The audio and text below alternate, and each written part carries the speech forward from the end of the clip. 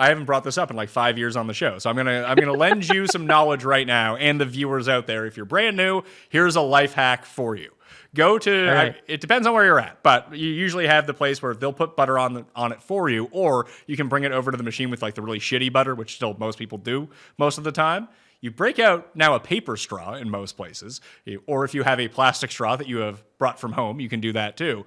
Put the straw all the way in the popcorn bag, put the butter in the straw, move it up a little level. Then put the butter in the straw. Move it up a little level. Put the butter in the straw. You can also move the straw around your popcorn. Then you get equal butter at each of the levels of your popcorn. You're entering the Mayo experience. Mayo experience. Mayo experience. Mayo experience. Experience. Welcome to the Pat Mayo Experience, presented by Underdog Fantasy. Code Mayo at Underdog Fantasy right now will get you a deposit bonus of up to $250. But that's beside the point. What you need to know is this is part 2 of the Pet Peeve Bracket. If you missed the part 1 show, I don't know what's wrong with you, but after the show is over, I suggest you hit the description, click on the link, or if you want the audio version, go to the Pat Mayo Experience audio podcast on Apple or Spotify. And spoiler alert, the link is also down in the description right now. I did that with Pete Overzet and Sia Najad. Today, we are getting into the other 32 pet peeves to see what we got going in the Final Four. And if you want to cast your votes for the Final Four, again, the description, it's down there. You can get the link to the entire bracket and make your selection from each region. Bringing them in one by one. First up, co-host, of The Greatest Trek and The Greatest Generation from the Maximum Fun Network, Adam Pranica. Thank you for being on again. Love being back. Love talking about pet peeves. I have so many. Well, love seeing so many of them represented on your bracket. Well, that's what makes this tough. And I didn't come up with the bracket. John Makarski came up with it. I think he's going to be on a little bit later after we conclude voting to see how he came up with it. Because not everything on this I found to be a pet peeve. Or maybe it's just I do them, so I don't consider them a pet peeve. I'm curious about this too. Like, are the ones from the South notable? Like, notably from the South?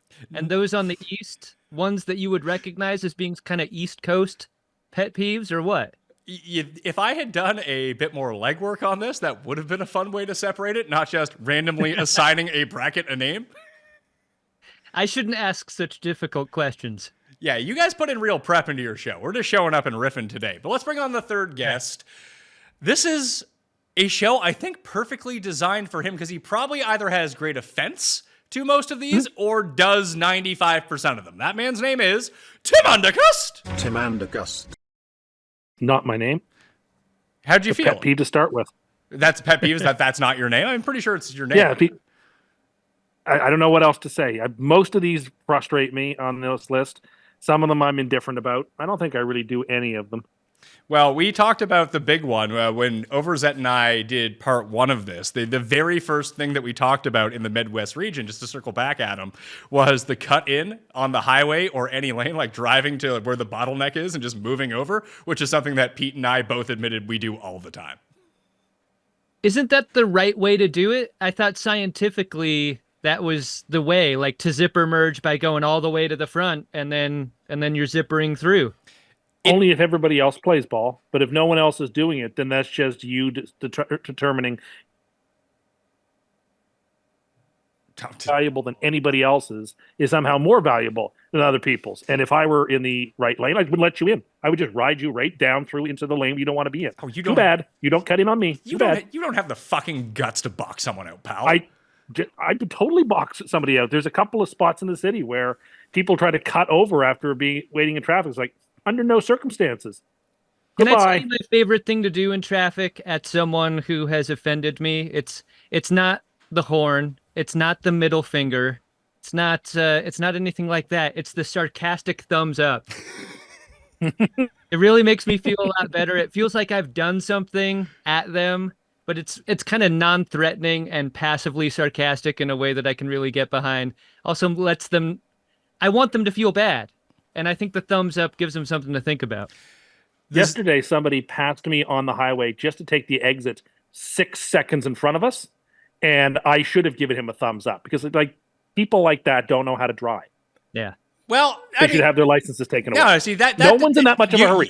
No one's in that but much you of a are hurry. Let's actively just not put it. in a hurry to go anywhere. You are driving No like one is. static at the speed limit. So you have two choices in that circumstance. If you're coming down the left and you see the exit approaching, you can either like jam on your brakes in the passing lane to get behind you and maybe other cars behind you. You have to slow down to, I don't know, 40 miles per hour to get into that lane to get the exit, or just speed up a little bit to get in front of you and get the exit. Completely understand.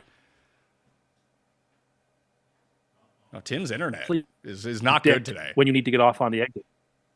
Say that again? Oh, okay. I'll have to reset it then.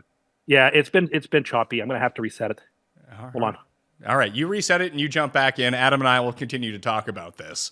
But Adam, Tim... in a rational way, unlike that insane person you have on your show. Well, he is a 7-time winner of the Most Insane Award, so this is kind of like the perfect fodder for him. Also loves driving maybe like 1 mile over the speed limit at all times.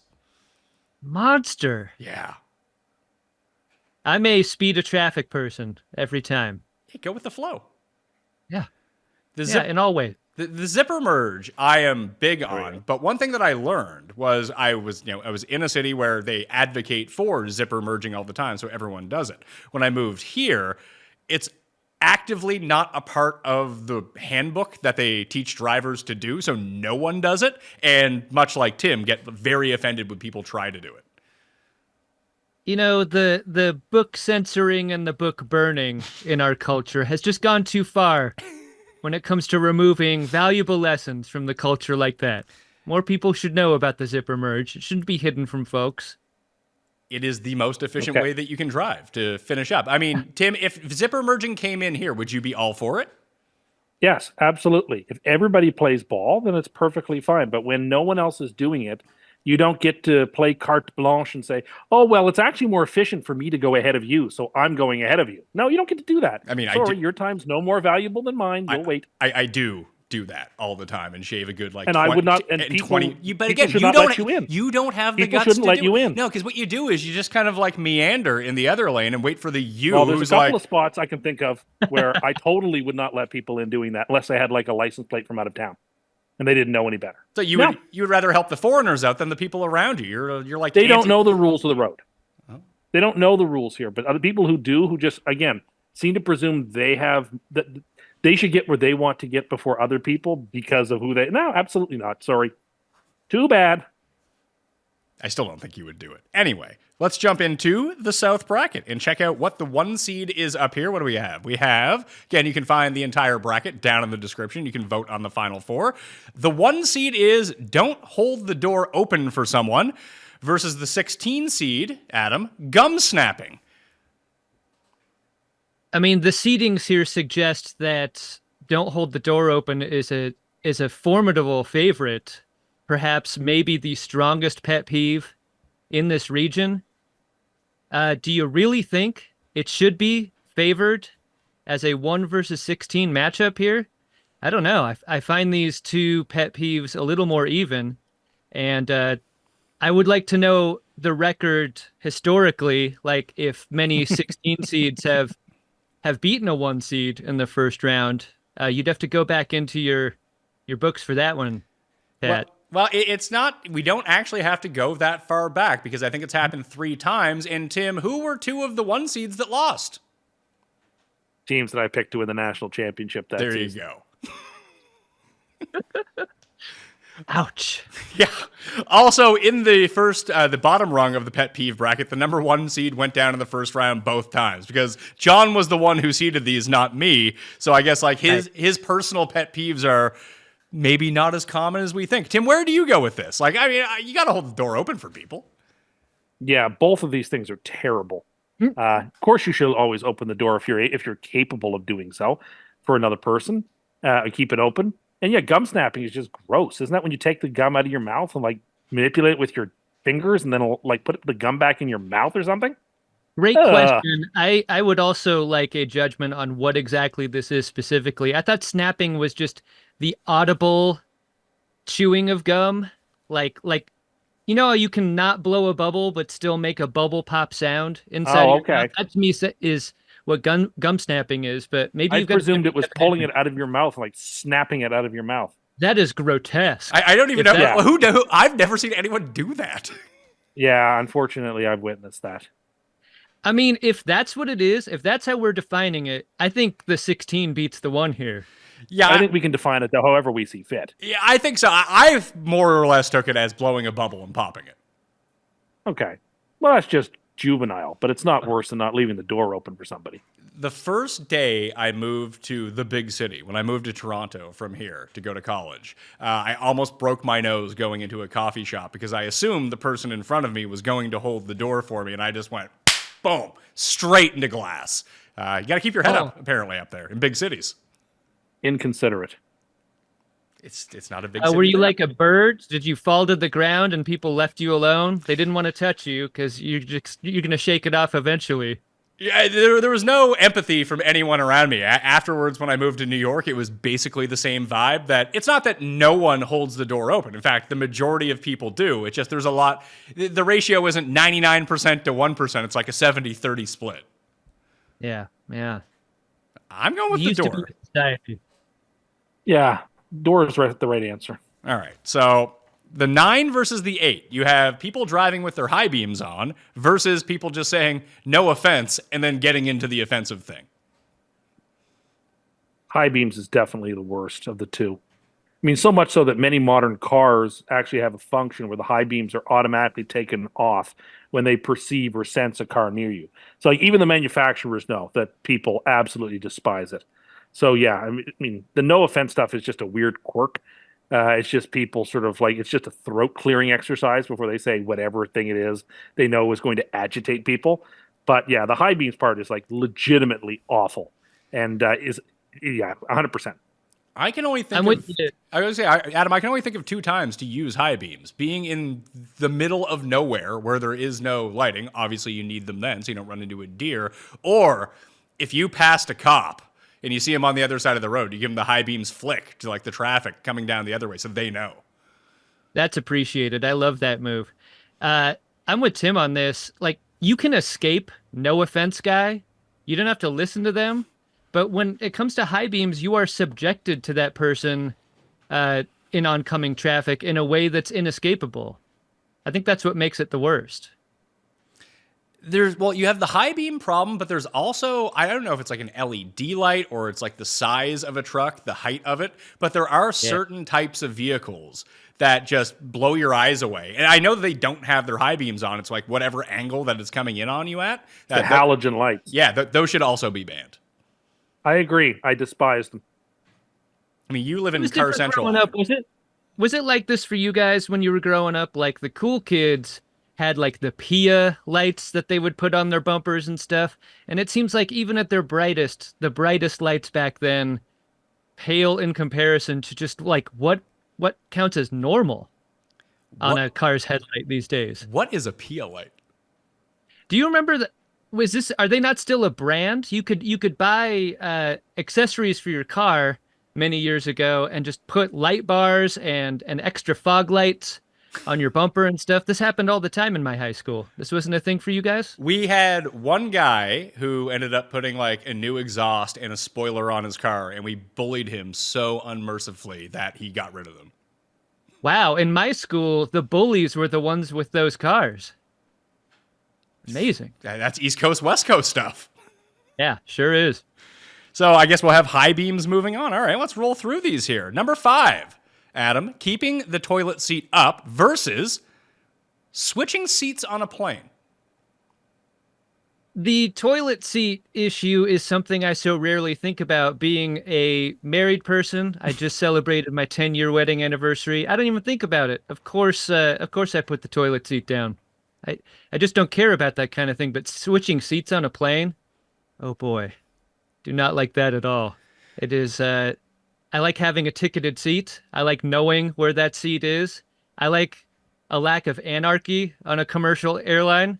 I recently flew Southwest when I went over to Burbank, and I could not get with how that went. I couldn't get with the seat saving or the weirdness about them.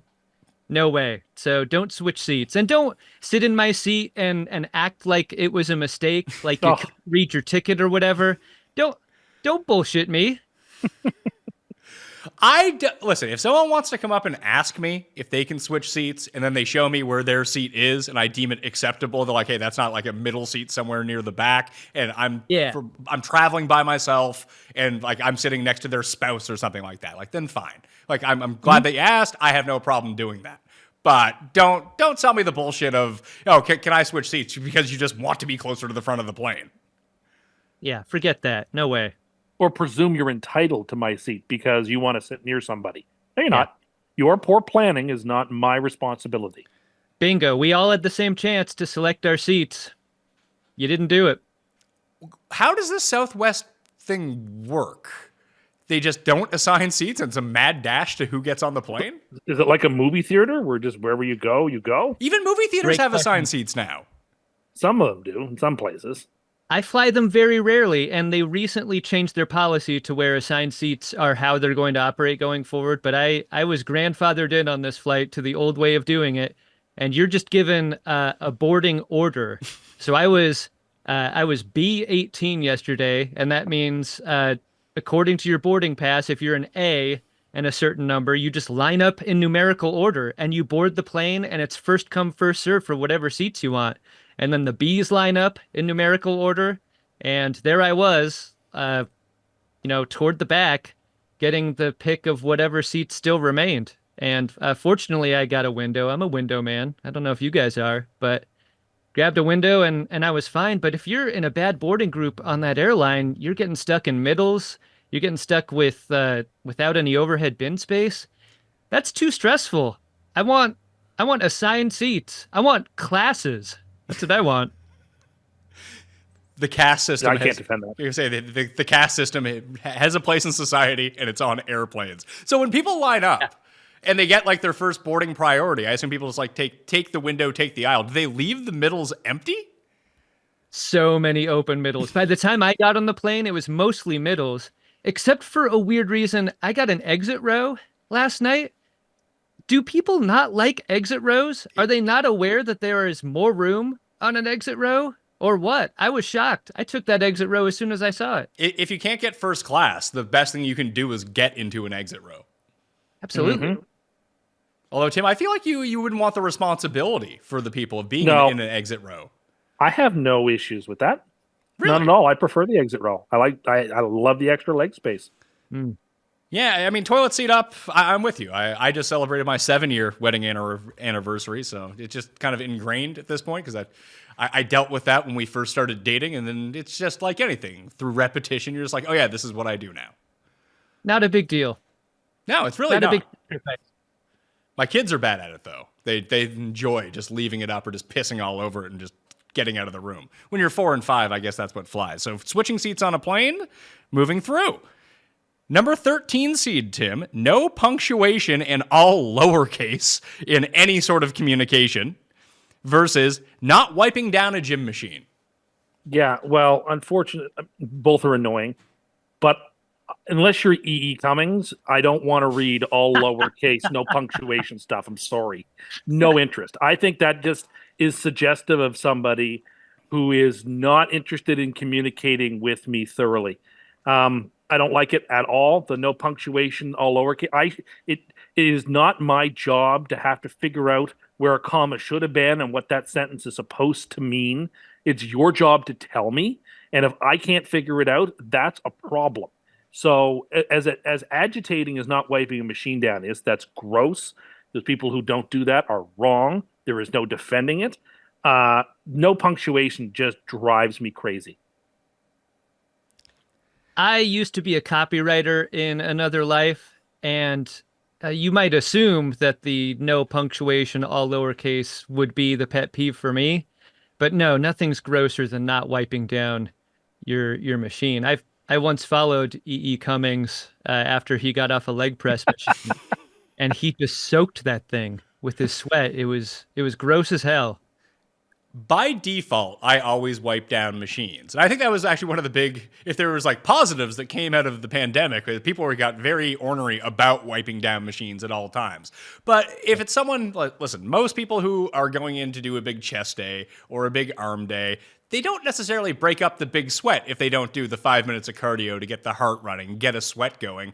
Like, there are times when I have used a bench press machine, I haven't really sweated on it. I'll still wipe it down, but I can understand that if you look at it, there's no, like, you see no sweat, no discoloration whatsoever, that you're like, fuck it, whatever.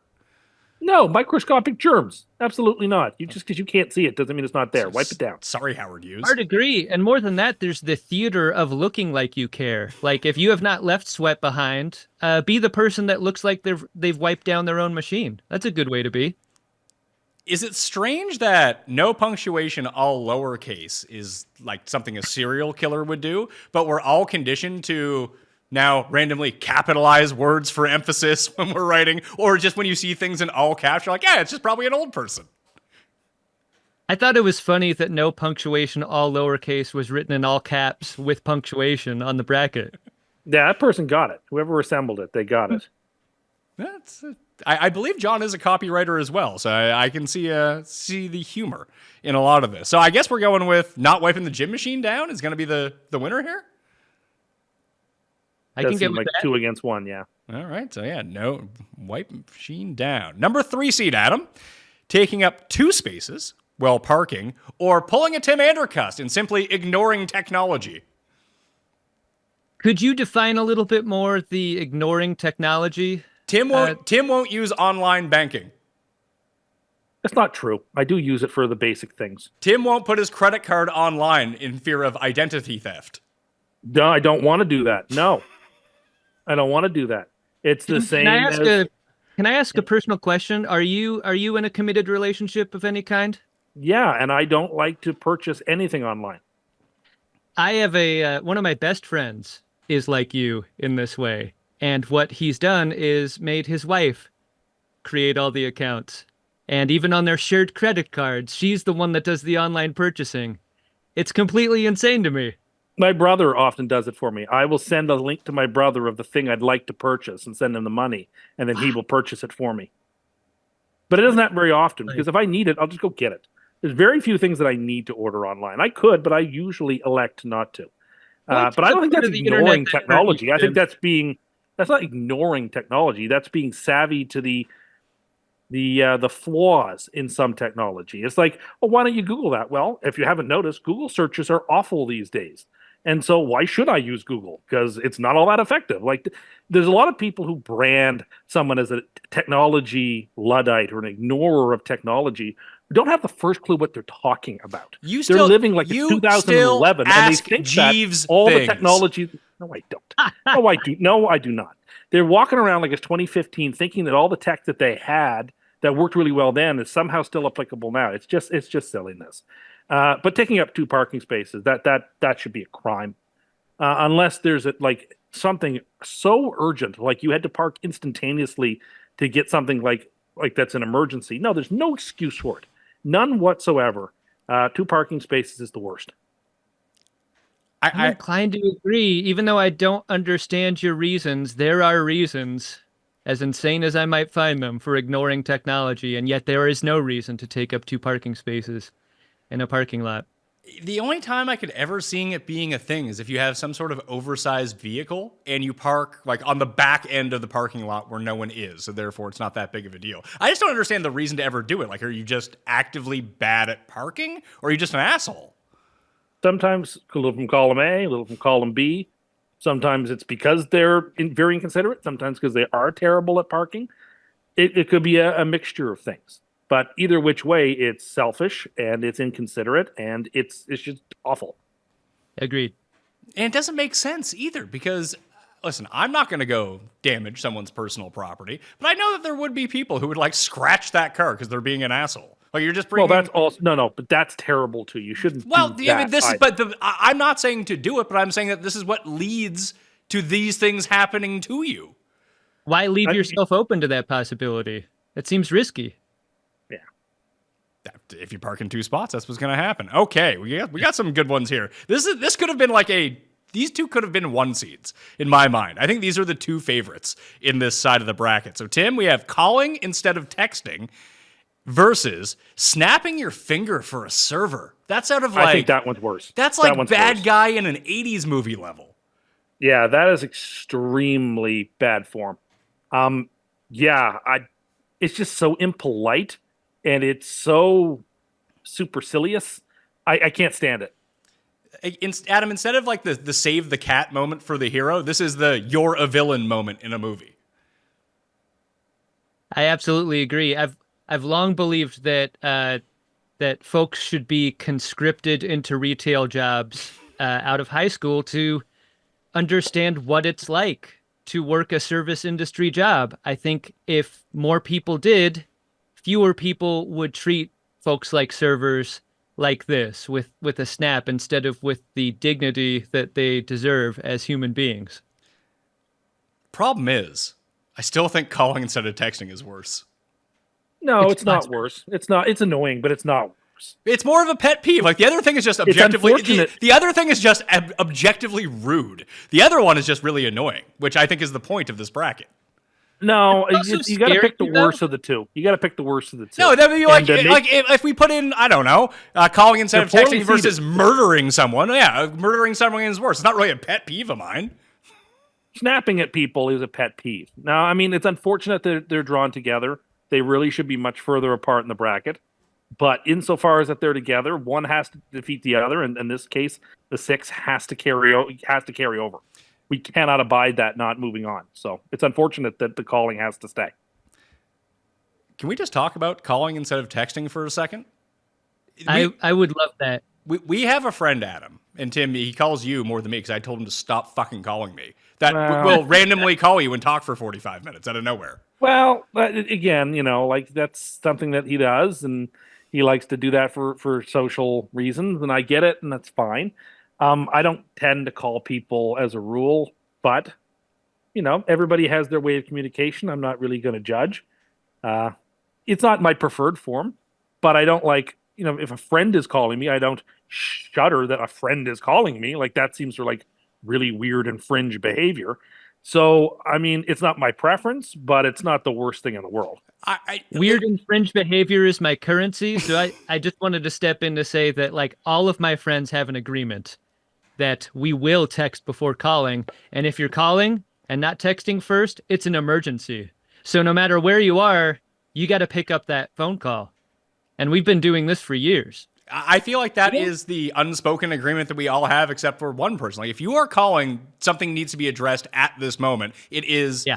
There's different scales of emergency, of course. It doesn't necessarily mean someone is dying, but I need to know an answer to this right now. It's urgent. Yeah, it's urgent. Other than that, it's a text of, "Hey, you got time to chat?" Yes, that is what I would do. That is what I would do too. I think parents, grandparents, olds generally are the ones that get out of this sort of rule. They just don't know any better. They're calling. It really depends on the old. My grandma will text me, like if she wants to call me, like, "Hey, do you have time to talk right now?" I'd be like, "Yeah, sure." What a cool grandma you got. She's a young grandma, even though I'm getting old. She's not even 80 yet, so she has adapted to technology pretty well. Wow. Now, if you're dealing with somebody who's a chronically bad texter, and these two tend to be older people, it actually is worthwhile with the call because the amount of effort it takes, like the amount of question marks you send back in response, the deciphering that needs to take place, like you need to have the Rosetta Stone of that person to figure out what the text means. It's actually not worth the labor, and it's easier just to pick the phone up and talk to that person. But again, these are outlier situations. They're not the norm. Adam, have you ever gotten a text from an old of some sort that has like weird heart emojis and then they put their name at the bottom so you know it's them? The signature at the end of every text. It's something that I really miss about my now dead grandparents. They were so good at that sort of thing. My parents have figured that out. They don't sign their texts. So they're pretty hip like that. My dad actually does it. My dad's, 56, Tim? Yeah, I guess. Yeah, it's quite the move. My father often signs his texts. Okay, I told him he doesn't need to, but he's going to. And I was like, whatever. I just don't even worry about it. And now it's a good sign to know that if I get a text from him and it isn't there, is it even him? That actually becomes a concerning thing. It's actually kind of a nice troll move, Adam. Like maybe you should. I'm gonna start testing this out with some of my friends. Maybe you should too. To send them a text and sign it. I don't know if you guys have iPhones, but you know how there's subject line body text in the text messages? for a long time, my dad used to use both lines like an email, like as a subject and then the body. And then a buddy of mine's dad would do the same thing. And then we started doing that to each other as a way to make fun of how our parents use text. I think we should bring that back. Use the subject line. Use the bold part of the text. That's fun. I like that. And then you can sign it at the bottom and just write Yeah. emails to each other. Well, voice to text has kind of ruined this. Although I will say voice to text is getting a lot better. Although it will make you, because we went through this with the there, and there in the other part of this bracket when we talked it through the first time, is that I don't really have that much of an issue between people using THERE and THEIR interchangeably in a text, because it's usually an autocorrect that does it, but it will never correct you to they are. Like, that is just completely off the wall. Like, most of the problems that we have in either texting or email at this point has simply a lot to do with autocorrect. I'm glad we can edit texts now, and I do my own all the time for that mistake or that autocorrect. I copyright my own stuff. Tim, you had the annoyed grunt. Yeah, it agitates me to know when people misuse homophones like that they should know. I mean, it's not, but my point is that I don't even think they're actively trying to misuse them. I think that they've just been, like, when you text, do you type each letter or do you use, like, the swipe? I swipe or I type each letter. It depends what I'm doing. Yeah, so I usually swipe, and Both. sometimes you'll just be getting on a roll and don't even notice that you've done it. I've never Yeah. swiped. It's like 2, 2, and 2. Like, the number 2, you're probably never going to come to. But if you meant to put TOO, sometimes it'll just come up TO. It makes you look I like just an don't idiot, like it. sure. I feel like it reflects poorly on me when I misuse words, so I don't like to see it misused either. Agreed. That's why I go in after the Okay. fact. And edit Let's my own move on text. I to want to have the a record very of next my one. The 7 versus spelling. 10 seed. We had snapping your finger moving on there, as it is a villain move. Yeah. A refusal to split the bill evenly versus leaving 2 chips in a bag. Now, I don't know if this is a real pet peeve, Adam, but it sounds like it is for John. It's like people who put something back in the cupboard empty. It is. The chips in a bag thing hits home for me because, God, I love my wife so much. But the one thing that she's never been able to do well is, fold over the bag in order to seal in the freshness of the chips inside. And I would take opening up a bag that had 2 chips in it any day of the week over just an exploded bag in the pantry full of now stale chips. I could see it. Tim, are you still there? I'm here. Okay, I thought you would cut out at one point. I guess my issue I know is that that's I not a don't team think I've that's ever had a playing bag in of this chips where I've tournament. left 2 chips in it. They're just Yeah. gone. Yeah. I've encountered it. I don't like it. It annoys me. And people put either things that they should have finished or are finished. It's the same as leaving 1/8 of an inch of milk in the carton and putting it back in the fridge. Don't do that. What are you doing? You're basically putting it on the other person who, well, you're the one who finished it, so you've got to no, awful form. Whereas the split the check evenly, like, most of the time that's acceptable, but not all the time it's not. There are instances where it would be actually quite wrong to split the check evenly. If I'm trying to assume like a dinner where some people have ordered a lot more than other people or have ordered certain things. It's unfair to ask somebody who didn't participate in that to split it evenly. I think it's more looking out for the server, Adam, is the splitting the bill evenly. Because I'm with Tim. Like when Tim and I will go out with friends. Like if there's 4 of us, 3 of us will share a bottle of wine, but Tim won't drink the wine that we have because he has to drive home after. Like, should he really be splitting the bottle of wine with us? No. I think there are some caveats to this. I was just in Vegas and I was seated at a table with 12 people for dinner. And a bunch of these folks wanted to split it, not 12 ways. That's completely monstrous, but like split it even 6 ways. And I just can't get with that. So if we're talking about even splitting of a bill across a large party, I'm not in favor of that at all. I'd much rather pick up a check that big and then do the Venmo me later situation. And also, I like picking up the entire check for people. I think it's fun and cool. to do something like that. And I don't think that makes me a jerk to refuse to split a bill evenly in those conditions. Well, when you're Adam too rich, there's no bill that can't be picked up, huh? How dare you? I just flew Southwest. You know that's not true. Yeah, but it sounds like you flew Southwest to go out of Burbank instead of LAX. Yeah, you know. You know then. It's just like using the John Wayne Airport. It's like, yeah, I mean, I don't really want to go here, but it's much more convenient. Absolutely. I actually haven't been to the Burbank one, but I've been to the John Wayne one. Have you been to both? I have. I like them both equally, which is to say I like them for convenience. Have you ever been to the Palm Beach Airport? No. I think you can still smoke in it because it's outdoors. Oh, Palm Springs is like that too. Oh, yeah, no, Palm Springs. Palm Springs is what I'm talking about, not Palm Beach. Yeah. Oh, yeah, Palm Springs, one of the great airports. Sounds awesome. Remember that when we flew out of Atlanta, Tim, and there was that smoking room at the hub, and it was just a guy who put his foot next to the automatic door to let all the smoke filter out into the airport? Yeah, there was so much smoke in there. This is 15, 16 years ago. There was so much smoke in the smoking room that they had to open the automatic doors to waft some of the smoke out of the smoking room because it was like a steam bath in there. You couldn't see 3 inches in front of you. It's like Amazing. those booths in Vegas. Like when you walk off, like the smoking area is also the airport slot machine area. And those rooms are just disastrous. I hope they never change that. That's always fun to walk past. Wow. Listen, you can truly claim that everything went woke once those go away. Yeah, yeah. That's the final level of going woke right there. It's the final boss. So what are we moving on here? Like I don't really. Number 10. You think that leaving the 2 chips in a bag is the winner? Yeah, between these two, yes, for a myriad reasons. It's too many. There's too many exceptions to the check splitting evenly to make it a winner. I think when you leave 2 chips in the bag, you're just ruining the inventory control of a household, and that's important these days. You know, you got. Or letting me down. I think, I'm going to have some chips for a snack, and I open up and there's 2 of them. Like this is worse than there being nothing. It is. Yeah, This is a bait and switch.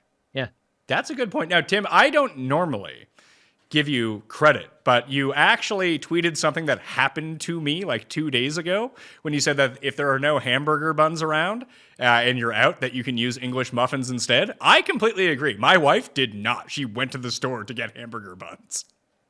Oh, no, I barbecued some hamburgers, and I realized I didn't have any buns in the house. All I had was English muffins, so I went with it. I thought it was ingenious. It's just bread, Adam.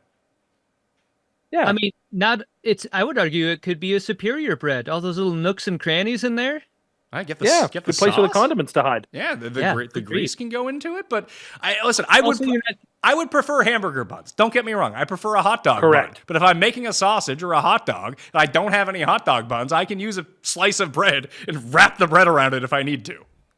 Absolutely. Agreed. It just seems crazy that I mean, did anyone actually disagree with your tweet, Tim? I don't think I got much pushback, which is extremely rare. Yeah. That's got to be like one of your 1%ers that everyone just kind of agrees with you. I get lots of credit on takes. I don't know about that. The last one, the 15 versus the 2. Don't stay to the right on the escalator versus being a cheap tipper. All right. Man, I didn't even say it was going to be you. Did you just assume that was you? Well, it's just like, here's the thing. What is a cheap tipper? It's in the eye of the beholder. I think it's generally known that it's less than 20% is a cheap tipper. Well, I often tip the tax, which here is 15%. And I don't think that's cheap. I think that's a perfectly reasonable amount. It's also different between America and Canada, Adam, because I do believe that the minimum wage laws for servers in the US are like pennies or something like that, where the minimum wage for a server in Canada is actually the minimum wage, and then you get tips on top of it. Right. It may be more livable there than it is in my country. Yeah, it's part of the reason why it's just I don't even think about it. It's 20% or more every time. It's double tax or whatever, like double tax and then some.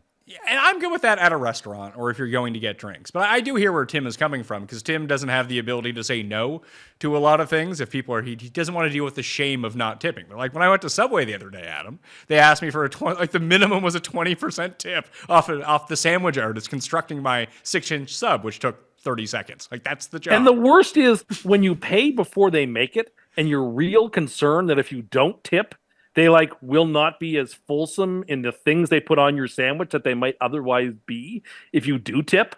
Like, I don't need that anxiety. I don't need that stress. I have noticed a great amount of tip line creep too across the culture. I went to the little bodega in my hotel in Las Vegas because I had forgotten both shaving cream and a toothbrush. Together, $8. Why is there a tip line there? I'm like, is it really suggested that I need to tip on my toothbrush and shaving cream at the little bodega? I didn't like seeing that at all, and I don't like the bad feeling of not putting anything on the tip line. So you're like Tim. You feel like they're bullying you into tipping for things that you don't want to be tipping for. That's why they're doing it, to bully people like us. That is precisely why it's happening. It's just like drugs. I don't love it. Gotta say no. Like Jeff often says on our show that we go into a dark place anytime we discuss tipping because it's so frustrating. But like we are moving quickly towards so much tip creep that there's going to be backlash where people just stop tipping, period. Yeah. Out of just pure frustration. Tipping in places they ought to tip because they're like, I don't want to tip anymore in any circumstances. Making like Costanza-esque stances on these things. I think that's where we're going. And it's all because people will not stop this nonstop creep. So no, I'm not a cheap tipper. But I also don't look down my nose at people who you might call a cheap tipper because I don't know their circumstances. I don't know the situation. But not standing to the right on the escalator is just, again, it's not knowing the rules of the road, essentially. Yeah. Like, to be fair, 97% of the time, nobody walks on the left of an escalator. It's rare that you see it. It happens, but it's rare. But nevertheless, you leave that lane open for that person who that 12 seconds is make or break for them, I guess. So you leave that lane open for them. But no, that cheap tipper one is too controversial. I don't agree.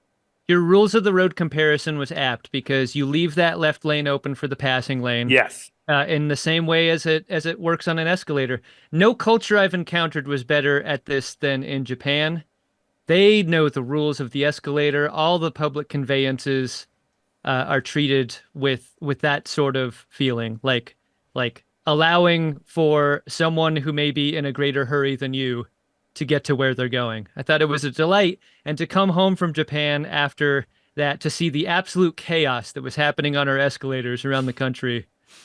Just a bucket of cold water thrown at me once I got home.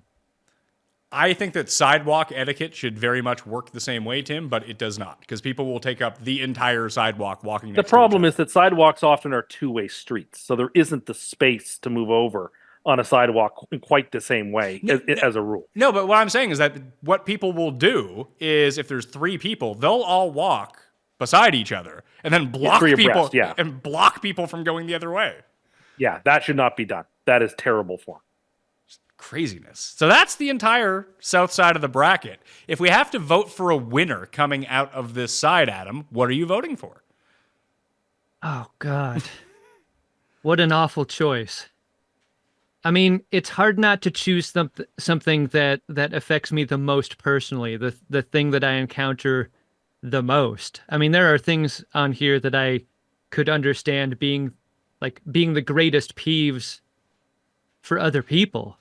But you invited me on the show to take this personally. God, what is it going to be? Snapping a finger for a server, I just think is the most objectionable behavior. And there's such an audience for it. It's the server and it's you reevaluating your relationship to the snapper. Like, am I really with this person? Am I ever going to go out to a meal with them again? It's think of that scene in Pulp Fiction where Tim Roth keeps snapping his finger and saying "Garçon, coffee." The whole purpose of that scene is that he's a loathsome character that you're not supposed to like. I guess here's the thing. I don't know if I've ever actually encountered this in real life. I feel like it's pure fiction from TV. Have you actually been with people who've done this? I don't know if I've been with people, but I have witnessed it at other tables. I've seen this behavior. I have. Yeah. Everybody knows exactly what this behavior is. And like Adam, I must come in on the side of the finger snapping. When we started this, I would have been on team parks in two spaces, but I have converted to the finger snap position. Well, I mean, it's either the finger snapping thing, if this is a real thing, and that's why I don't have very strong opinions about it. It would have been for me the call instead of texting. For me personally, that is just a giant pet peeve. Passion, drive, patience. The formula for winning championships is also what keeps your ride or die alive. eBay Motors has everything you need to maintain your vehicle and level it up to peak performance. Supercharger, exhaust kits, LED headlights, and more. Whether you're into speed, power, or style, eBay Motors has you covered. With over 122 million parts for your number one ride or die, you'll always find exactly what you're looking for. And with eBay Guaranteed Fit, your part is guaranteed to fit your ride every time or your money back. Because with eBay Motors, you're burning rubber, not cash. With all the parts you need at the prices you want. It's easy to make your car the MVP and bring home huge wins. Keep your ride or die alive at ebaymotors.com. Eligible items only, exclusions apply. Everyone who tunes into the Pat Mayo Experience knows from time to time I like to talk to you about some health supplements that I end up taking, and I've been doing Timeline's Mayo Pure now for about a month. Feel great, and I think you can too. Take 2 soft gels a day for 2 months, and you can see significant improvements in your cellular energy, your muscle strength, and your endurance. That was the big thing. I've been golfing more this summer and lifting less. Yet, when I go back to the gym for my once a week, like max lift, I'm not really atrophying that much. I'm not losing a ton of muscle, which is absolutely fantastic news for me and my golf game, because if you work out too much, then you get too sore, you get too stiff, you need to retain that flexibility. I'm retaining my muscle mass at the same time, although I'm not working out as much, and it comes in 2 product designs to fit your needs. They're berry powder, which is great to mix into your breakfast, yogurt, or daily smoothie. That's how I've been doing it. I've been eating some strawberries, raspberries, blackberries with a little bit of yogurt, a little bit of protein powder, then boom, Timeline's Mayo Pure right on top of that. Or they have soft gels for the days where you're just on the run and wanted something convenient to grab and go. So, Timeline is offering 10% off your first order of Mayo Pure right now. So go to timeline.com/Mayo to get that 10% off. All right? Let's move to the East then and talk about what's going on over here. The 1 seed over here, Adam, is spacing at a urinal versus clothes on a pet, which is crazy, but the spacing at the urinal, unless there's a divider. If there's a divider, then I really don't care. I think this one depends on where you derive joy. I mean, if it gives you joy to put clothes on your pet, that's not hurting anyone. Maybe it's hurting the pet and their ego a little bit. My wife just got our beloved dog, Ripley, a Halloween costume. I think it's cute as hell. I think it's nice. But if you derive any similar joy out of standing close to someone at a urinal instead of observing proper spacing etiquette, that's monstrous behavior, and I can't get with that. I can't dispute any of that. And there are some instances where putting clothes on a pet is necessary. In the winter, some breeds of dog, for example, need to have scarves and a jacket and boots because they're not bred for that type of weather. So, yeah, the answer is number 1. It's going to be very difficult, actually, for this not to win the bracket. I would tend to agree. And like you said, there's weather concerns with animals, Halloween, that's something fun. But there are people that dress up their pets and bring them out into public, and that's crazy person behavior. And everyone recognizes this. But, it's still far down the list of unacceptable, weird behavior. By the way, when we're talking about dressing up, I think Adam's the right person for me to ask this question. I'm going to take a very, very brief detour. Yeah. Something that we have been fighting about on the show, but I feel very strongly about, and Pat feels differently about. One of my pet peeves that didn't make the bracket, I cannot stand when people go to Comic-Con and they wear obscure costumes. I can't stand it. The point is not to make people guess as to, I wonder if you were the Klingon who had 3 lines of dialogue in episode 6 of The Next Generation season 1. No, the purpose is for people to see costumes that everybody knows and has fun with. But Pat thinks, oh no, you should be as obscure and weird as possible, and that's the whole point of it. But I strongly disagree. I'm going to be on Pat's side, and I think it might be recency bias. I just got back from Star Trek Las Vegas, one of the big Star Trek conventions in the country, and there was a lot of cosplay going on, and I was delighted by how weird and deep-cutty all of the costumes were. I mean, the one that comes to mind was not just Jadzia Dax, the character from Deep Space Nine. It was her and her costume as worn in a scene with Chris Brenner from Brenner Information Systems in a past episode, like a Futures Past episode in San Francisco. And that was just like such a random deep cut that I loved. And I love that there are people just thinking deeply, like beyond the superficial uniform, trying to get super trivial with their costumes. And I think that's fun. Could you imagine showing up to like Comic-Con San Diego and everyone is simply dressed as Spider-Man? Yeah, less fun, less interesting. That's what I would wear. Spider-Man, Batman, Green Lantern, whatever. Something that people actually have fun with and know right away. They don't have to presume an arcane series of knowledge that most people don't have. Who do you think are People going to trying these things? challenge you. All sorts of people are going to these things. Not all of them have, the most obscure knowledge of every single comic book known to man. Some of them do, naturally, but not everybody. Some people are just there to have fun and a good time, and they're not there to have somebody say, oh, well, I guess you're not into comic books enough that you don't remember that on page 7 of Superman 26, this character appeared in one frame. Like, give me a break. That annoys me to no end. I think that's a straw man. I don't believe that fan exists. Are you really encountering these people at conventions who would shame you for not knowing what their costume is? No, I'm presuming this is what happened. I don't go to Okay. Okay. Yeah, he's never been to one, but he assumes these are the people who go to them. Oh, I see. Okay. And Adam You is should go. telling You have a good time. Adam is telling you that these are not the people, Tim. So maybe you should be going to these conventions. We do have one of those events here, so maybe I will next year.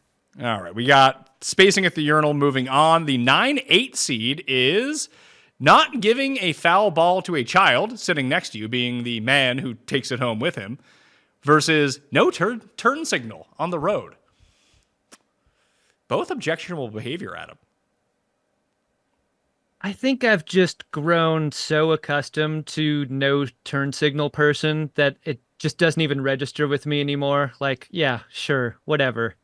And I'm so careful around those drivers. Like, I'm not turning onto streets assuming that they're going to turn even when their signal is on. I'm so paranoid about this. I feel like people aren't really paying attention to the controls of their vehicle like they used to.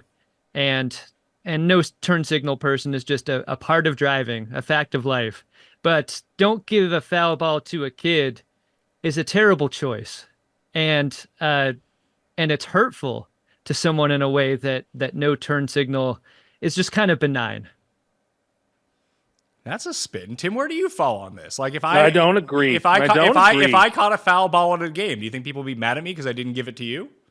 Well, look, you are certainly well within your rights to give it to a kid, and it's a lovely gesture. But what makes it a lovely gesture is that it isn't required or even assumed. The second that it becomes something that you're expected to do, that saps that gesture of all of its goodness and makes it perfunctory. So for that reason, I don't think you have any obligation, if you catch a foul ball of your own recognizance, to have to give it to somebody else. And to think that people should automatically give it to somebody else, I think just that is an instance of going above and beyond to juice all the goodness out of that orange. So I don't agree with it.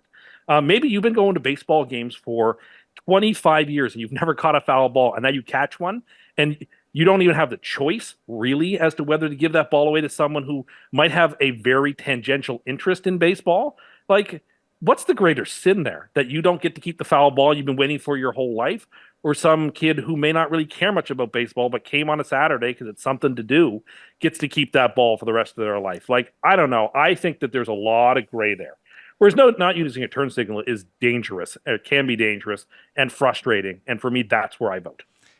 Pat, can we measure our balls a little bit here? Let's do it. Because I think the value of a foul ball is so minimal that I think it's an easy thing to give up. But if this were a home run, or maybe it was a foul ball by a significant player, like if it were an Ohtani foul ball, God, that would be tough to give up. That'd be pretty special. So Just as a home run ball might be, but I Yeah, it'd think be different if the kid is value. wearing it. The kid in front of you is wearing an Otani jersey, and he's so excited to be there. And it was an Otani foul ball. I can totally see saying, "Oh, I'm going to let the kid have the ball." Sure. But not in every circumstance. And we shouldn't paint it as if you have an obligation to give up the ball to somebody who had no role in you catching the foul ball. Obligation you can do it, is the but death of you joy. Yeah. There should be no social obligation. It's just a nice gesture if you like to. Yeah. it's a foul ball. It doesn't mean anything. Home run, I could see, but this says specifically foul ball, not home run Yeah, ball. it's all the same thing. It's all the same thing. It's definitely not the same thing. You know, Obviously a home run ball is better, but a foul ball is the still a ball. 500th foul ball of Barry Bonds is not worth anything. The 760th home run ball of Barry Bonds is worth $1 million. Like there's a difference. I don't dispute that. I don't dispute that. I don't dispute that. And like, Fair enough. What kind of adult is getting up or down that they get a foul ball in the stands? Like, even if the kid doesn't care, the kid will be excited to get the ball from the game. Like, you're an adult. What do you care? Maybe never I've been caught going one, to games. have you? Yeah, there you go. You've never caught one. You've been going to games for 20 years and never got a ball. This is your chance. Nah, it's your ball if you want it. Give it away if you want. It's your ball. You still caught it. What are you going to do? Bring it home and show your friends some fucking foul Most ball that certainly, you caught? I would. Because no one would If I believe that got you a foul caught a ball in a ball. Blue Jays game, if I got a foul ball in a Blue Jays game, you better believe I'd be showing that off to everybody, and I'd be real proud of it. That's sad behavior. If you really wanted one of those, you should have went to Olympic Stadium before the Expos left, and Yeah, you could have just been trip one of over them. eight people in the stands. You could have had all the foul balls you wanted. Yeah, but then it loses some of its luster because there's no effort involved. So no turn signal, Adam, is what we're voting on here? No, he didn't think so. Well, but now we've talked it through. I think you're the deciding vote here, Patrick. I will say no turn signal because I don't really I think you should give the foul ball to a kid, but yeah. If So- you don't use your turn signal, you could seriously injure someone on the road Yes. in a way that not giving your foul ball to a kid may injure someone emotionally, but not in the same way. Yeah, I think that's the perfect way to put it. So I'll go no turn signal. It really doesn't matter because spacing at urinal is knocking it out in the next round anyway. Once again, hit the description to go vote on this.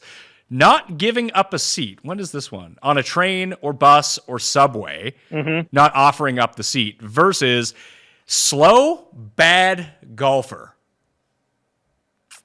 I That's think, the number one seed in my mind. like I say, if Yeah, you're I a think- golfer, yeah. this just wins the bracket, I think. You can scratch the word bad out. Any slow golfer. I don't care how good you are. True. If you're unnecessarily slow, you're infinitely less pleasant to play with than a bad golfer who's playing quickly. If you're waiting to put your glove on before you get to your drive, if you were taking 2 to 3 minutes to look at your putt, I don't care how good you are. I don't care if you're going to probably drain it. Like, it's just, that is not fun. So slow golfer it's just brutal. But, at the same time, both of these are terrible and indefensible. Like, there's absolutely no reason to not give up your seat to somebody who is in need of that seat, whether they be elderly or they have a disability or whatever, and need the seat. Like, come on, get up and give the person the seat. That's just common courtesy. I mean, if we're using the same scale as the last matchup, the thing that is the most hurtful is not giving up the seat. I mean, as much as I hate slow as a trait for golfers, I'm being irritated by that. I'm not being... I mean, the level of not giving up a seat for someone is such that you're doing more than inconveniencing someone. You're making it impossible for them to get to a place that they need to go. If you're a neutral observer, what makes you more upset? Watching somebody not give up a seat on a bus or playing golf with somebody who's painfully slow? Because I think that's the way to answer the question. If you're the neutral observer, what makes you the most upset? Well, if you're the natural observer, of course it's the seat. But if you're a golfer, like I think it could be hurtful, Adam, because my blood pressure gets so high that I might pass out. I agree. God, it's such a choice. Like, you don't have to be slow and bad. I've played plenty of rounds of golf with bad golfers who played at a great pace, had a great time with them. I myself was a bad golfer at one point, I played fast. I was charming to be around, obviously. I can't get with the slowness on a golf course at all. It's the worst. I left after 9 a couple weeks ago because a stranger in our 4 was too slow. I was like, I can't play a 3-hour back 9. Like, I just don't have that kind of time in my day. So I got off at the turn. Oh, Wasn't gonna do it. I didn't even think about a guy in your group playing slow, especially if you didn't know him. I'm more thinking about like waiting at every single tee because you always have the funnel on the course. You have the one slow group that then in turn slows up the next 10 groups behind them. That is an interesting I was kind of thinking about Yeah. your group. Like if you're up there with somebody who takes 7 practice swings every single time, you just want to scream into the void. You just tell them to hurry up. I'm often But most people don't. Most people are not capable of doing that. They will just passively aggressively internalize it, and then they'll try to swing faster than they usually would and play badly. Yeah, I want slow golfers to feel pressure to go faster, but often whenever you drive your cart up onto their tee, what you're doing is affecting greater nerves on someone who is bad, and then the slow gets slower. It's an impossible situation. We have one friend, Adam, that is not only a slow golfer, but will then complain that you're playing slow because he is ready to hit now and you're not ready to hit. Too. He will look for balls in the woods for 10 minutes on every single hole. Even when he hasn't lost a ball, he's just in the woods. He will stop to take pictures of turtles or wildlife for 5 minutes while you're taking a shot. And then, like, if you are not immediately hitting when he's ready to hit, why are you playing so slow? And, like, yelling at you. Imagine being that oblivious. It'd be I nice. could never. It'd be nice, kind of. I'm not going to lie to you. Yeah. All right, so it looks like not giving up your seat is probably the winner here. We just had to vent about slow playing golf. Anyone who plays golf is going to get it. 13 versus the 4. The 4 is cutting your nails in public versus chipotle, which I guess is a thing that people say. I guess we don't have Chipotles in Canada, so it's not really an issue. So Adam, you're the barometer on this. Is this the thing that people say? I've never heard it. I got to be honest. This was a surprise to me. And to me, I think it represented just a greater idea of folks not pronouncing things correctly. I know this is something that we do on our show a bunch for comedy, but like try to say the thing the right way. Be understood to folks. My dad for the longest time called Mike Holmgren Mike Holmgren for like 10 years. It drove me nuts. It's right there. You know how to pronounce it. And as someone with kind of an unusual last name, I get Prancia all the time. I get Pranica all the time. I get any number of ways I've seen it spelled and said. Bare minimum effort. Just to get how things are supposed to be said here. I don't think we need to talk about cutting nails in public very long at all. That is disgusting, depraved behavior. Yeah, that's You should be thrown in jail for this. Agreed. When he said Mike Holmgren, Tim, did the first thing pop into your mind that popped into my mind? The Mike Holmgren show? Yeah. That's all I thought about was the Mike Holmgren show. So within Canada, Adam, we get like every time zone that we have, and there's like local stations for each of them, and we get all the American channels the same way too. So we get like Fox Rochester, Fox Detroit, Fox Dallas. We also used to get Fox Seattle as well. So after every Seahawks game, there just used to be the sit-down show with Mike Holmgren just doing a 30-minute interview. Yeah, just the Mike Holmgren show, and he was just chatting about, how he screwed up another 3rd and 4 in a particular game. As a Packers fan, he gave me a lot of good seasons. Well, this was when he was with the Seahawks. Yeah, well, didn't love that. Yeah, less good seasons until Pistol Pete came around. All right, cutting your nails, moving on. Number 3, yelling at referees versus purposely being vague on social media. Now, yelling at referees, I think it's supposed to be like parents yelling at referees. Because it depends on the context. Because if you're at a professional sports game and the referee is blind or the umpire is blind, there's no problem with you yelling at the umpire or the referee to say, what kind of call was that? Like from the stands. But at a children's game, oh my goodness, what terrible behavior. Yeah, and I do indefensible behavior. And in professional sports, Adam, I do think that you should be able to hit the referee once per game if they make a bad call. So, look, that's a terrible strike call. Hit them over the head with a bat. Then they'll learn.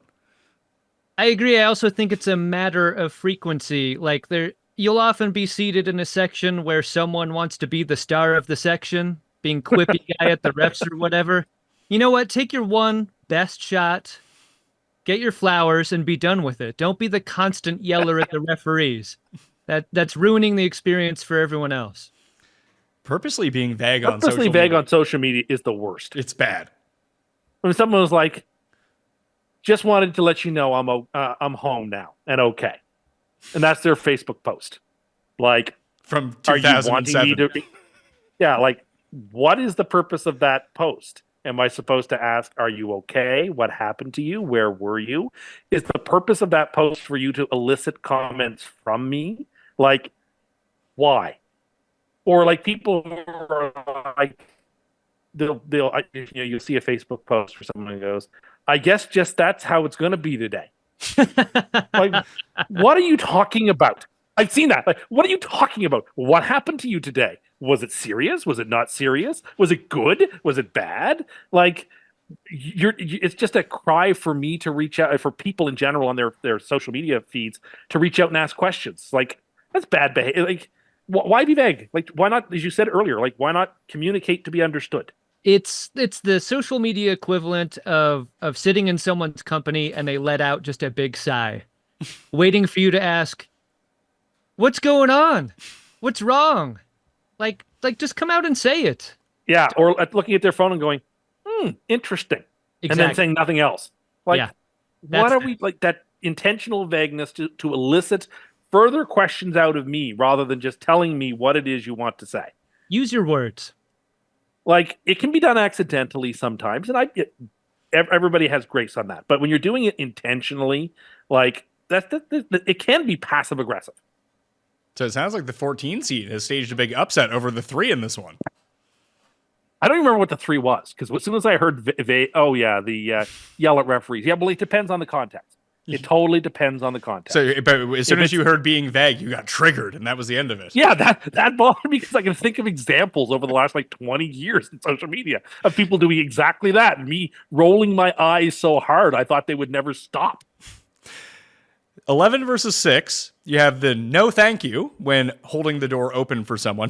John's got a lot of door problems here. Like when people don't say thank you when you hold the door open for them. Oh, okay. Sorry, I understand. I thought you were like when you were refusing having the door held. No, you let the door close. Yeah, you close it. I will open. I can open it myself. I'm a man. I'm 40. I thought that's what that meant. Sorry. Versus standing too early on the plane. I have no problem with people standing too early on the plane.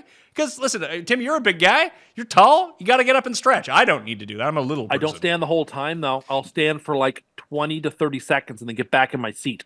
The whole thing here, though, Adam, I think it's about people who stand up too early and they're like jailbreak for the front of the plane. Yeah, those people who run up the aisle from the back in order to get off first are monsters. I can't deal with that. But stand too early often at the end of a long flight. You want to get up and stretch as soon as you can. I understand the compulsion to do that. I don't know how it works everywhere, but when I have a connecting flight, like they know your tickets when you're coming in. I mean, most airlines would. So if I have to fly somewhere and connect and my connector is like pretty tight, like I have to race to the gate in order to get on the plane, most airlines will be like, hey, can you let like these people go? They have a plane to catch. And they'll make that announcement and then you can walk up. That's fine. But do you find that ever works? Yeah, I do. I've seen it work. That people are not waiting and allowing those people to go. Oh, really? I've heard them say things like, people who are connecting to Toronto or Montreal, please make sure that you deplane first. And like, I don't know, I've seen that happen and it seems to work, but maybe not everybody has any. Canada. Yeah, maybe not everybody has consideration. I mean, I don't know. Maybe does Southwest allow people to deplane in any manner they see fit, since they're allowed to plane in any manner they see fit? Oh, one of the best parts about flying into Burbank is they open both doors. Oh, that's genius. Oh, nice. The forward and aft doors for planing and deplaning. It's great. I don't, and maybe it's like the actual facilities itself that they're not equipped to do these things, but I just don't understand how you can't build a little bit more of like the catwalk that goes out to the plane that you can let people on the front and the back at the same time just to speed things up. I don't understand it either. In Europe, they do that. Like I flew into Munich and it was just like, yeah, there's like 3 doors. You can get off wherever you like. But then you have to take that. Not surprising that the Germans are incredibly efficient. But then you have to like these types of problems. You have to walk down the stairs to get on a bus, and then the bus takes you to the terminal. I'll take bus anytime if it means getting off the plane sooner.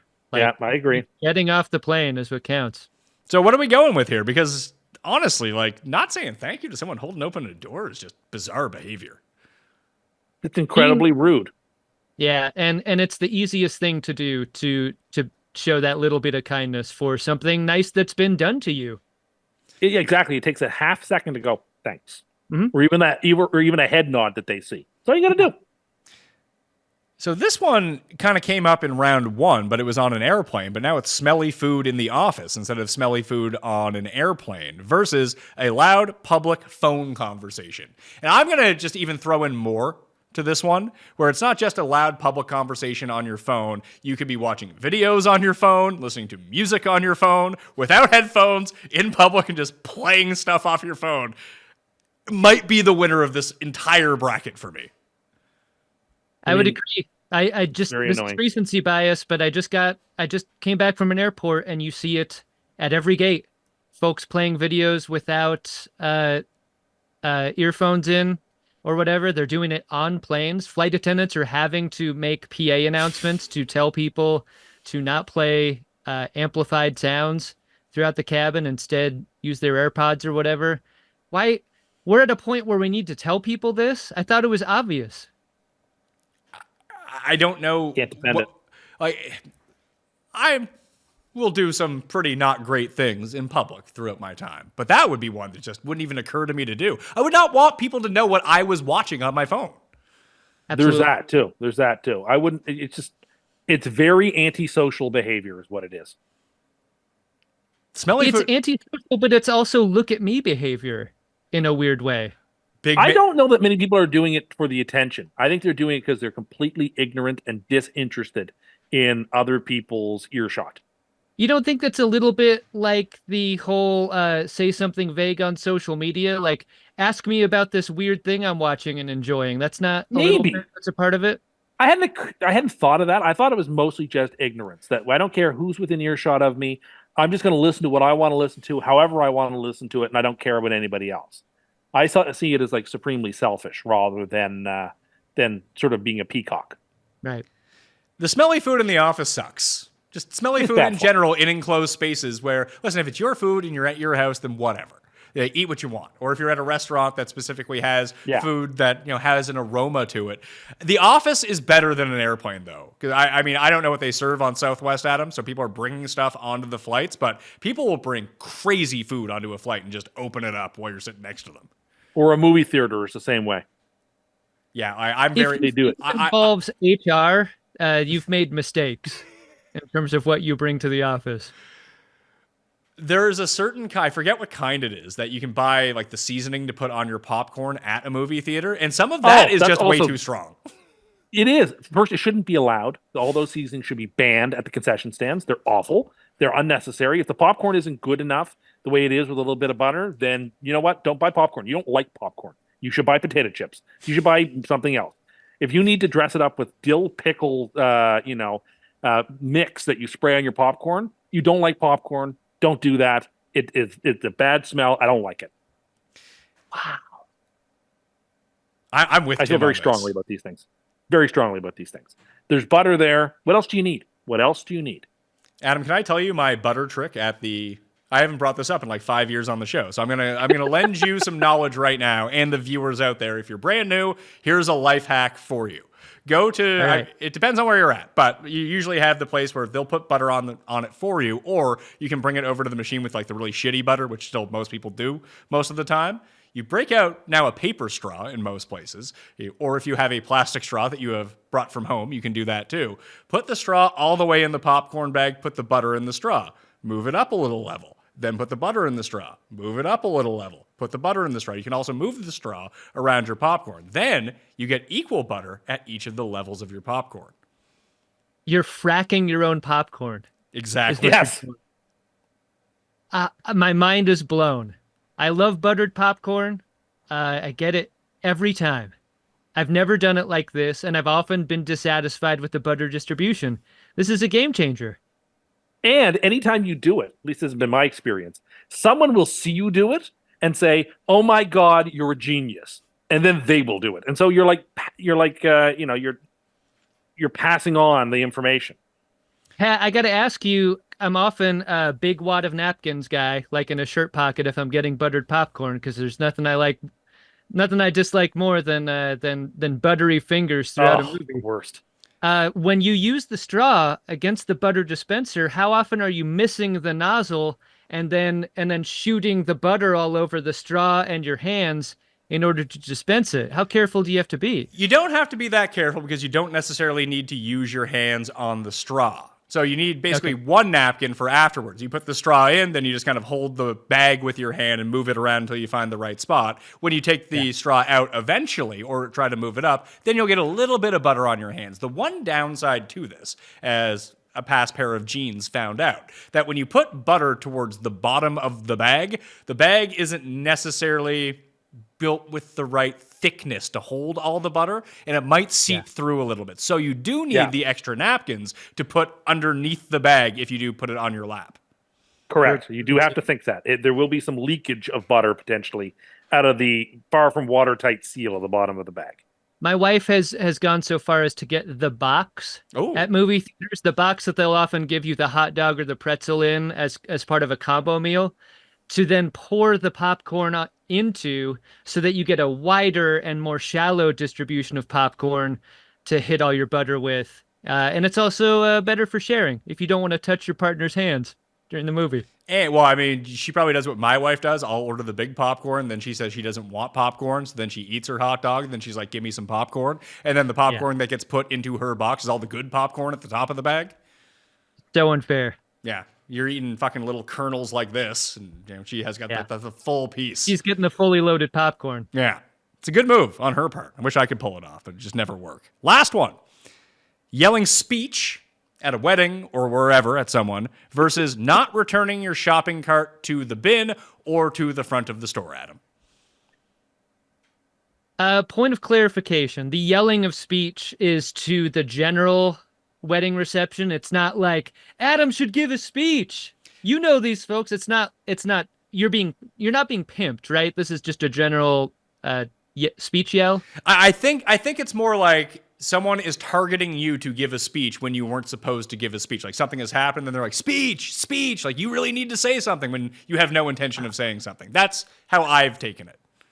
I may be a comedy professional, but I do not love being pimped in that way, especially with that audience, because I think it's so fraught. It's such a mix of folks who you can so easily offend with the wrong words. Like being prepared for a speech, a wedding or otherwise, is one of the most considerate things that you can do. A prepared remark, I'm always grateful for those. I don't like folks winging it. I don't like people pimped into those speeches. They're often terrible and boring. Get that out of my life, and I don't think that that's appreciated by the fixtures at such a ceremony either. Like at my wedding, we kept the speeches to a bare minimum. Our wedding parties are very small. Our wedding party was very small, and we got past the speeches quickly. Who wants to listen to speeches when you could be drinking and eating and dancing? Tim was the best man at my wedding and gave a fantastic speech, but I had been to a wedding earlier that summer with my wife. There were 10 bridesmaids and 10 groomsmen on each side, and guess what? They all got to talk at the wedding. The speeches went on. Did they all have reams of paper in their hands? That's the worst. Oh, yeah. So this went on for like 3 hours, which turned out to be funny because we had one for there was a bunch of house wine that was there, but there was also a bunch of kids at the wedding. So one of our friends would just have a sip of wine and the kids would be running around the table. He'd turn around to give him a high five, and he didn't realize that every time that he turned around, the guy sitting next to him refilled his glass full of wine. So he didn't realize that he had drank, 20 glasses of wine and then passed it on the floor 3 hours later. It was pretty good. That's great. But Tim, what was the one thing that I told you about the speeches? Right, keep them short. Keep them short. Yeah. The Gettysburg Address was 2.5 minutes long. That's all you need to do. Yeah. Although, yelling speech at someone reminds me of one of my very, very favorite scenes from The Simpsons, where the late, great Bob Newhart is at Krusty's funeral just hanging around, and Lionel Hutz says, or Troy McClure says, "Hey, Bob Newhart, here, give a speech." And he has nothing prepared, just yammers for about 3 seconds, and then walks off stage. It's a very bad thing to do to yell at someone's speech if it's not prepared. Don't put people on the spot. Plus, so many people have a fear of public speaking. And all you're doing is potentially causing that person an additional level of anxiety for asking them to both deliver a speech, which they're not comfortable doing, and have nothing prepared. Or make them have to say no, no, no, and that's awful. Yeah. What was the other one now? Not returning your shopping cart. Oh yeah, well that should be against the law. Bring your shopping cart back. Come on. Should be, but there are employees who are tasked with returning your shopping cart for you. I've always from the corral to the store. Yeah, yeah, and so there is sort of a floor for this. There's a safety net for the shopping carts where it's not just total anarchy out there. They don't just keep accumulating without being brought in. Eventually they're brought in. Yeah, but put them in the corral. Yeah, but I think that they're saying that you can bring them to the corral or bring them back to the store. Don't just leave them where your car was. Yeah, that's the problem, because you're basically saying, I don't care about other cars in this parking lot, that they can get smacked by my car, by the cart that I had used if it's windy or something, or I'm just going to leave it here and then make the parking spot that's next to me that I left the cart in unusable because I don't care about other people. Take the cart back to the corral or bring it back to the store. There's really, I can only think of so few exceptional reasons why you couldn't do that. As a point of fact, you should bring the cart back. It's no great hardship. Just do it. Tim, You don't want other people to do it for you. I'm big on cleaning up your own mess. Bust your own table, take your shopping cart back. Don't make a mess for other people to clean up. This is Exactly. Do unto others as you'd have done unto you. Well, it also creates a fun strategy at the grocery stores that I actually think that the best parking spot is the one directly across from the corral, because then you have the shortest distance to return your cart. I like to park relatively close to the corral, but not close enough that if somebody had a bad throw, they might hit my car with it. No, you want to park across from it. You don't want to park next to it. You want to be in the spot I right agree. across. I think that's a great idea.